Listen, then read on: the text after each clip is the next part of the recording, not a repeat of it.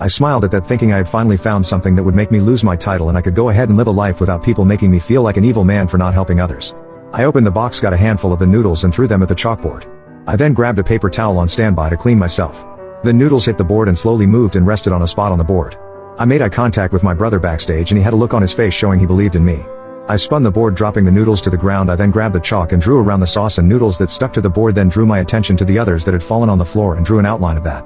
After it finished, I threw the chalk in the crowd, violently hitting an old lady in the face. Quickly, I want a show of hands who thinks I'm a crazy guy. Everyone raised their hands and I laughed to myself. I then went behind the board and laid it horizontally. I grabbed a small knife in my pocket and poked my finger with it. The crimson blood fell and hit the chalk, and then as more and more blood hit the chalk, it started glowing.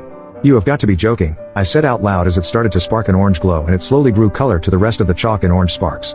Once the symbol was fully sparking with orange, the sauce began to swell and move around in a counterclockwise manner. I stepped away from it in shock as small parts of the blood in my finger began to